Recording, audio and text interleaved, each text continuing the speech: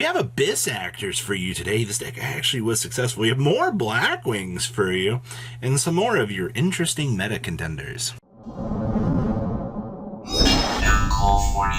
Make sure you guys smash the living crap out of that subscribe button so you guys don't miss out on more awesome content. Somehow, Abyss Actors managed to overcome a majority of the craziness that is this format, and they got the chance to sit at top 8 for this regional.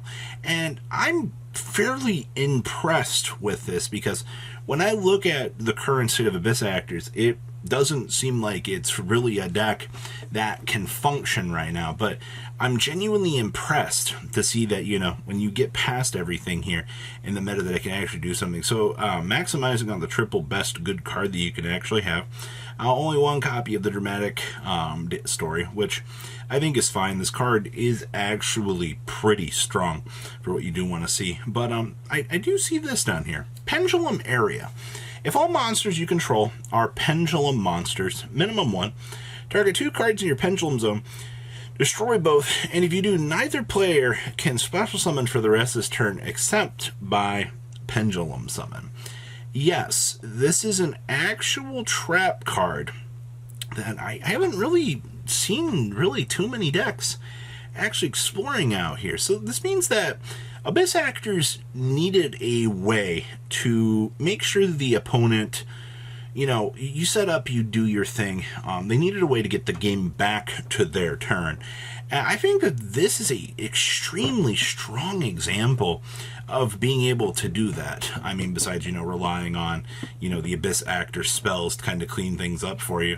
But this is definitely a lot more unique. Outside of that, I mean, your standard hand traps are going to help this deck along. One of my biggest fears, I mean, is getting drolled in this deck, but, you know, it is what it is at this point in time, you know. You kind of spin the dice when you're playing a deck like this, and you're like, well, you know, at least Cashier can't zone lock it anymore. Next up here, we have more Blackwings. Now, I want to be upfront honest with you. We have seen so much Blackwing support out of the last week or so that I am genuinely impressed that the meta has allowed this deck the chance to kind of come back into the game and actually do something. And that's actually really good. But this build actually kind of goes against some of the other Blackwing builds that we've seen, because most of the previous Blackwing builds will try to play, you know, Bysteel Lubellion, so you can set things up, and then you play the Assault Synchron package so that you can go ahead and set up the level 10 synchros. Now, also, we've seen builds actually playing the Horror stuff, but this build is not actually doing any of that. This is just honestly more reliable old style Blackwings with the more modern era stuff. With the Splash Kaiju, obviously you can toggle for the Kaiju if you really need to. One other thing that I've seen in other builds versus this one is this build is playing on the triple Black Whirlwind, and I don't know how I realistically feel about this. I think that you can get away with 2. There's also, you know, the mentality of, well, if I hit multiple Black Whirlwinds, then I get so much more of the value. But everything that you need to do with the Black Whirlwind, I feel like you can do off of Simone anyway. So that should get you to where you need to be. It all comes down to, you know, deck building and preferences for the combo lines. But either way, I think 2 Black Whirlwind. It also depends on, you know, what you want to fill the space with. Since we're not doing the Lubellion Assault Synchron stuff, you know, it kind of gives you more room to dedicate towards the other Black Whirlwind. So things to consider. All right, next up here, we have Fire Kings. Realistically, I mean, all the Fire King stuff's going to be obsolete here in the near future. As soon as we get the Maze Bonfire set, we're going to see this deck explode into, you're not even going to recognize it. Pop, yes, Bonfire. All of the consistency that you want to see for this deck is going to turn up, and it's going to be crazy. I mean, also right now, to be fair, most of these builds are focusing on tanky. Obviously, once we get Bonfire, you rotate out the tankies, put in the Bonfires, and you effectively patch everything that you would really need to see for a build like this. Also, double Fire King Island and 2 copies of the Fire King Sanctuary. Still can't believe builds try to get away with 1 copy of the Fire King Sanctuary. Like, it just feels like such a miss in terms of exploring things. Also, let's build more towards the DD Crow side of things, and I think that's fine. You've got to keep in mind that something like the Crow is meant to assist you in answering more troublesome cards.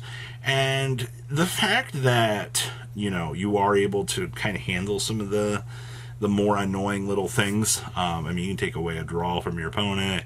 You know, you can stop a Fire King from doing something devastating to you by removing it. Okay. And then, of course, our favorite time card.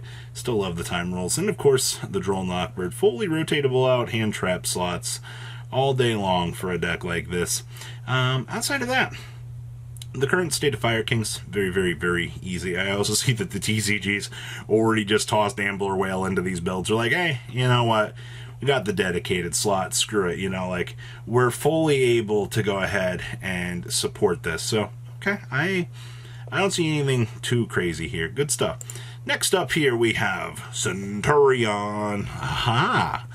I see somebody got the memo out here about playing the good cards. Now, the fact that they're only playing 1 King Sarcophagus, I think is fine. You don't want to bulk down too heavily on this. Granted, I'll be fully honest with you here. Like, it is good. All right, like the Sarcophagus with the Hoppy and Imseti package. Oh, hey, look, level 4 tuner. You know, free. Everything is free for this deck. Honestly, also, like, looking at how this deck is, what would you try to cut to put in another King's Sarcophagus? Go to 41? I don't think so. This is a deck that I want to try to keep things as consistent as possible. What about playing Desires in here? You know, you want to make sure that you can get the extra draw power. Sure, I mean, those are things that you can assist you with this, but this build already has talents built into the deck. You're already trying to, you know, take advantage of things. No thrust. Obviously, 1 Bonds, 1 Phalanx. This is pretty standard, I feel like, at this point in terms of deck building. And then, of course, Phantasme. Phantasme's been driving the backseat of this format, man. Like, you know, every deck right now looks around, it's like, hey, I link summon, you link summon. I draw cards, you draw cards. You know, it's all just the free advantage machine. Oh, and also, this is another one of our favorite decks in the format that can also abuse There Can Only Be One, because, oh, guess what? This is a machine. Oh, okay, sure. Oh, I mean, okay, downside. Okay, Spellcaster machine. You might be a little bit off, you know, with some of this, but it depends. All right, you're not obviously going to try to flip this right away, so, you know, you might be able to roll up through something like this into, you know, our big, angry, cosmic Blazar boy and get things done. And our last list for this video here, Flaunderies. Flaunderies actually had success out of a mega regional, and it caught my attention. The fact that, you know, Flaunder, the last YCS, it looked around, it was like, caw, I'm a bad deck. But everywhere else around the metasphere, the deck was picking up speed relatively quickly. And I think that's a really good thing right now. The fact that you can see this deck gaining momentum on the back burner of the meta, especially with, you know, some of these tech choices that you've got floating around here. Okay, I see what we're attempting to do here.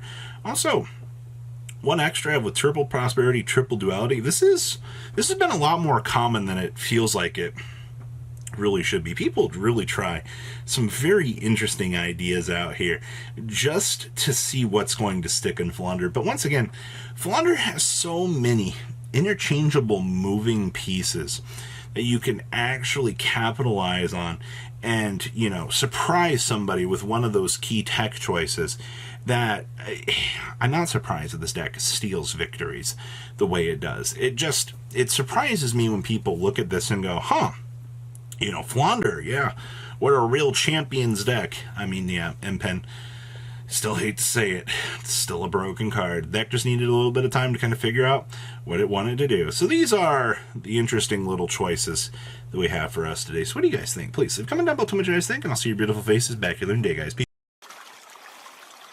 Patrons, thank you.